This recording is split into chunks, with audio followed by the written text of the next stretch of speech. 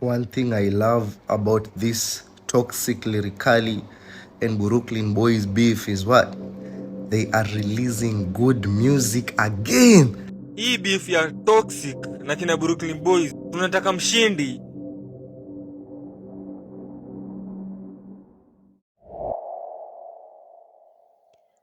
Over the past few days, Nairobi has been on fire. But this time round, it's not about the usual politics or city drama. It's about the Buruklyn Boyz and Toxic Lyrikali. Let's be real, you cannot mention Kenyan Drill and not mention the Buruklyn Boyz. And currently, fans are everywhere in social media platforms trying to answer one question.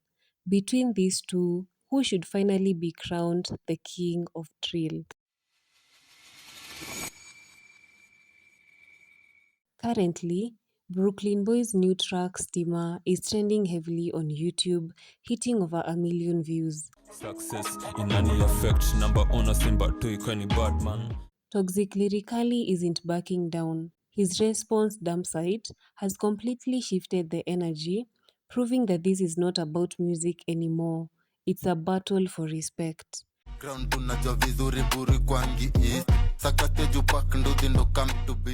From the 5'8" to the 1960, the lines have been drawn. Is the duo from Buruburu still untouchable, or has the young general from Kayole finally taken over the crown? In today's video, we are breaking it all down, and we hope to answer the question everyone has been asking.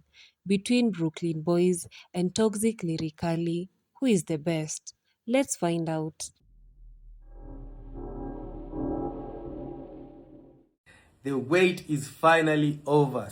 Now, in order to finally answer this question, we need to go back in time when real music in Kenya was dead. It felt like something from America or the UK until two young boys from Buruburu proved that it was possible to rap in Sheng to finally make drill sound Kenyan. The two boys are Mr. Right and AJ.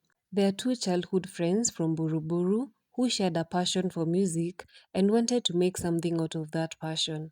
They came up with their name Buruklyn Boyz, inspired by their hometown Buruburu, or the 5'8" as they call it. Their first ever hit was released in 2020. The song is Nairobi and it went viral simply because it was something new. No one had made Sheng seem so cool. For the first time, drill was sounding more Kenyan. They created a whole Tanonane culture. We are talking about the balaclavas and the famous Kwani ni Kesho tagline. Kwani ni kesho.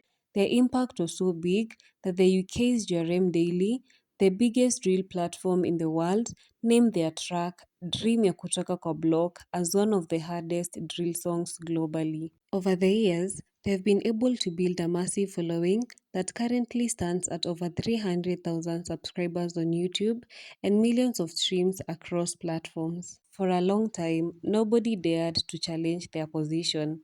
They were not just rappers, they were the institution, the pioneers of drill music in Kenya. But as any historian of the streets will tell you, every dynasty eventually faces a challenger. And this is where Toxic Lyrikali comes in. If the 5'8" represents the cool and polished side of drill, Toxic Lyrikali is the raw, unfiltered adrenaline of the streets. His real name is Timothy Omondi, and he didn't wait for a seat at the table. He brought his own chair and started eating. Toxic came up with a genre he calls trap dancehall.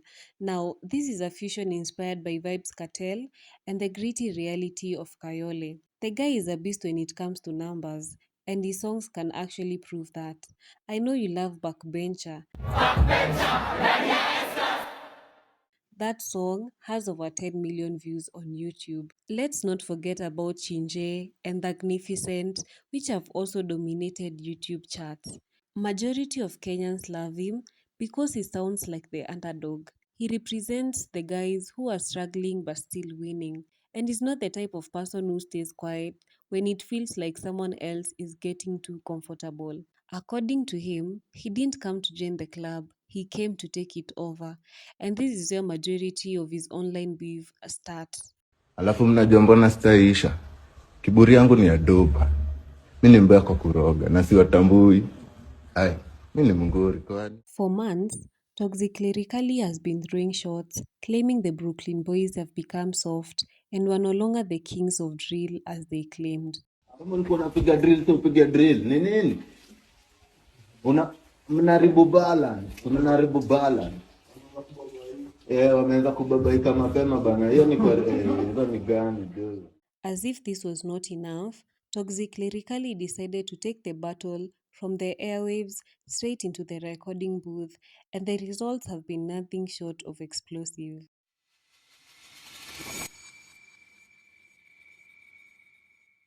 On February 14th, 2026, the Buruklyn Boyz dropped a song, Stima. It was a warning shot, but it only made Toxic more aggressive. The very next day, Toxic responded with Dumpsite. Now, in this song, Toxic is actually mocking AJ's height and telling the 5'8 crew that they want real East. The internet was buzzing, and everyone thought Toxic had the upper hand because he was so disrespectful. But on February 17th, the Buruklyn Boyz fired back with Genje Sana, and they didn't come to play. In this song, the line that actually broke the internet was when AJ said, Siko ubaya Dumpsite iko chini Denzel keti chini na unisikize kwa makini ukipata hii tena utambia mam nini. This was a massive personal blow because Denzel is Toxic Lyrikali's real name. By bringing his mother into it and mocking his school grades, claiming he's a backbencher who failed with an E, they were basically saying, "You're not a gangster, you're just a student who failed his exams." This was only the beginning of their beef. On February 23rd, 2026, things got a little bit physical. A video went viral of Toxic and his associate Maurugwash being cornered by a large group in Kiamaiko.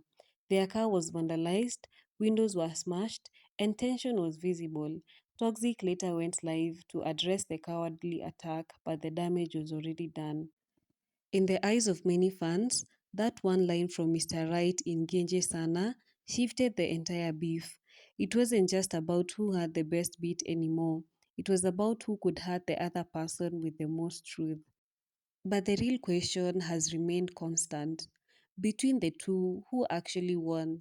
If you look at the numbers, the answers might actually surprise you. In the short term, Brooklyn Boys have pulled off a masterclass in marketing. Before this beef, some people were saying the duo from the 5'8 was starting to fade out. But by dropping Stima and Genje Sana, they have completely reignited their brand. They didn't just defend their name, they used the beef to prove that they are still the most organized group in the country. But if you're talking about the people's champion, Toxic Lyrically is a massive problem to anyone on the throne. Even though he took a heavy hit with the E grade bar, his streaming numbers are still untouchable. Spotify data shows he's currently growing at a very high rate, and his fans in the 1960s see him as a hero who stood up to the big bad duo. For Toxic, this beef has proven that he's officially on their level. You do not beef with people below you, and by responding, the Brooklyn Boys basically told the world Toxic is a real threat.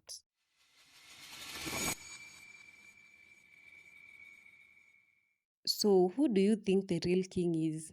Is it the Brooklyn Boys for their global success, or is it Toxic Lyrically for his raw street energy? On one side, we have fame, and on the other, we have the streets.